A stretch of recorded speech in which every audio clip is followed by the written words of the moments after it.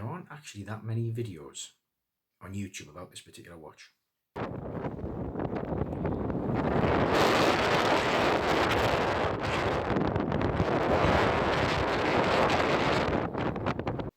Hello, this is the watch I chose to take to the Alps on a recent ski trip. The BREMONT Broadsword.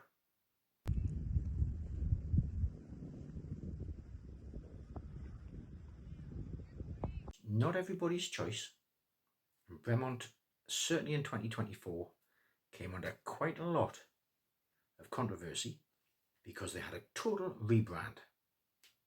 But it may just be that, like me, you've looked at this watch, you walk past it, you think, I quite like that, and you just want to know a bit more about it. Well, you've come to the right place.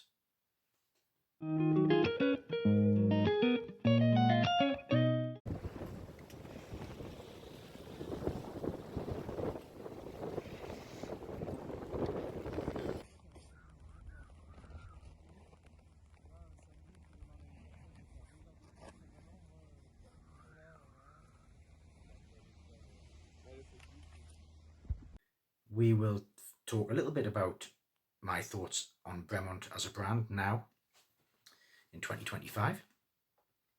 A brief look at the history, very brief. All of that's online. It looks bloody good on wrist there, doesn't it? Then we'll take a final look at the details of this watch before I give you my conclusion after spending a week in putting it through its paces, really. Spending a week in not a hostile environment, but outdoors, indoors, freezing cold, heat. Give you my thoughts at the end. Although founded in 2002, you really couldn't make the backstory of BREMONT up. It's a true British classic story.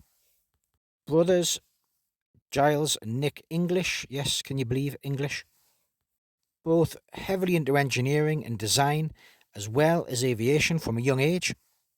Founded the firm with the goal of a pursuit of excellence in watchmaking, reviving British watchmaking. The name itself comes amazingly from an aircraft accident where I think they landed in a French field, and a French farmer by the name of BREMONT kind of rescued them and helped them out. And over the last 23 or so years, they've amassed a huge following of a cult status, a British watchmaker with aviation roots, producing military-inspired watches of the highest quality, modified Swiss movements, huge attention to detail, very wide fan base. BREMONT also hold Adventurers Club events. They'll invite brand ambassadors and like-minded people who share a passion for adventure and quality watchmaking. This watch, the BREMONT Broadsword, a modern take on the original Dirty Dozen watches from the Second World War, is also one of their more affordable options.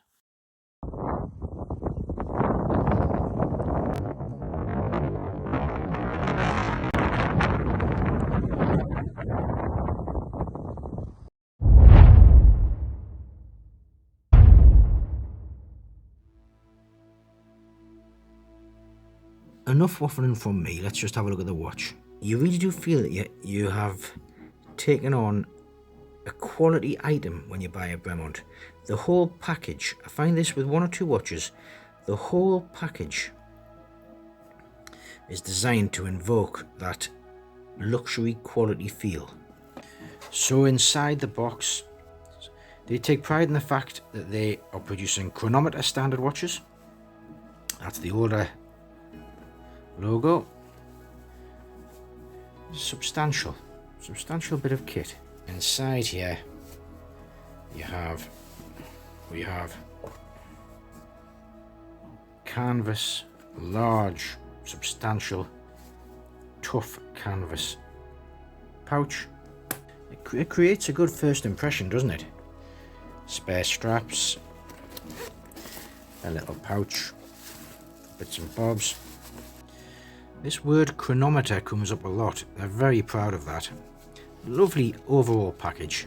They take pride in the durability, the spec, the accuracy. They offer a 3-year warranty. You feel like the whole package is one of quality. You know, it's something to be proud of owning, which I like. So it should be. One thing that I was impressed with was the test certificate. Tested to ISO standards, independent Swiss testing, and you've got all the test results there. Obviously that was at the time of manufacture. We'll talk later about how my particular watch has stood up.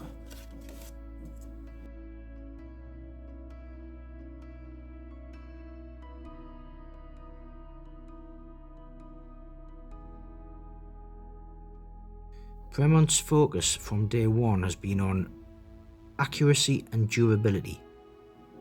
These are sweet dimensions, these. 40mm case. It's only 12.3mm thick, fits well under a cuff, 47 lug to lug. It fits compact on the wrist. It's neat.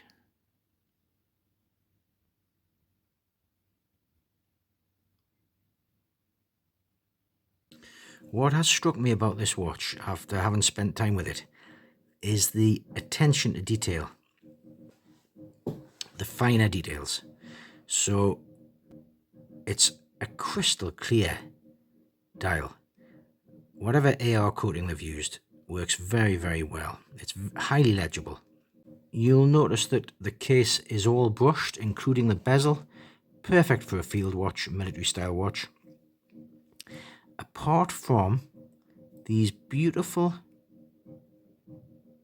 polished chamfers to the top of the case, just the case side, and where it comes down around the lugs, that's polished.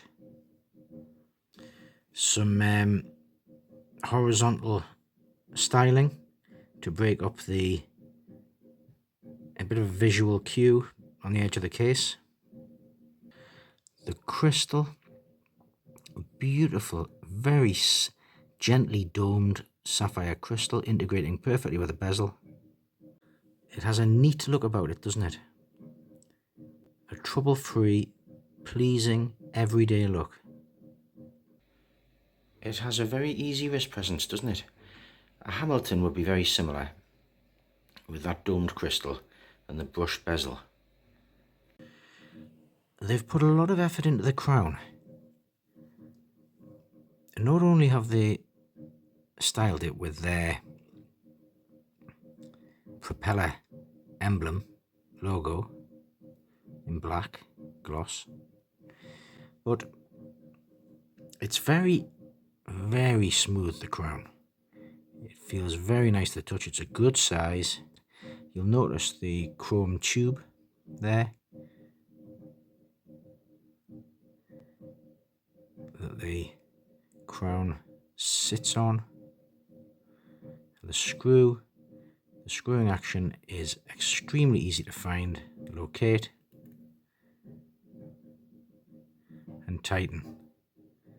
Not too tight. Case back, BREMONT are the only manufacturer, I believe, to have the royal approval for the use of the Armed Forces crests and emblems. You've got the air, land and water. The whole point about the broadsword is that it is a modern reinterpretation of the original Dirty Dozen watches, the small seconds, highly legible field watch design. The lume is alright, it's there, it does last through the night, and you can see that the indices are also slightly loomed.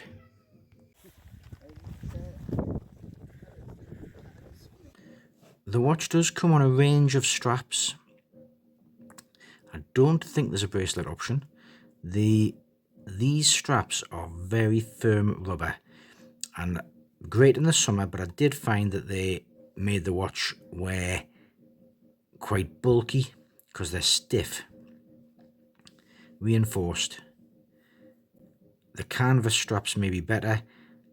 I did buy an aftermarket canvas strap for mine, but I do like the design of these. I like the way the buckle has been designed. A lot of thought gone into that. And the BREMONT logo on the keeper, the first keeper there, which doesn't move because of these little bits here. It's been well thought out. These are quite expensive to buy aftermarket.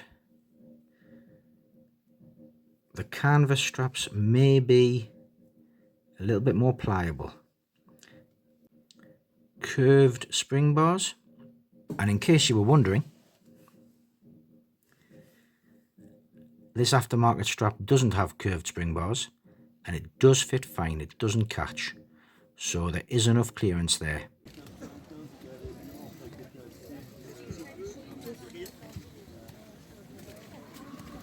Yet another bit of attention to detail from BREMONT is in the clasp, where you'll notice it has this, the buckle, sorry, not the clasp, you'll notice it has this cutout, which makes it sit flatter. However, I still found it too bulky.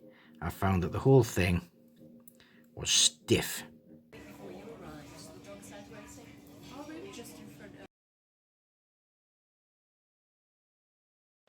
So what is my overriding thought about this watch after a week in the Alps with it? I would say, above anything, I've found this watch has been very easy to live with. I've hardly noticed it on. It's never interfered with the cuff, and it's always kept perfect time. And through the night, the dark, dark nights, the loom has been sufficient. And I would say that if you can manage to find a lightly used example for roughly half RRP, you've got the opportunity to get yourself a really well-made, rugged piece of British horology, unique design, Swiss movement from a team with huge attention to detail, a following, a bit of a cult brand following to be proud of. Until next time, thanks for watching. If you want to watch more, if you want to stick around, there are plenty of videos on my channel. You might want to try one of these. See you in the next one.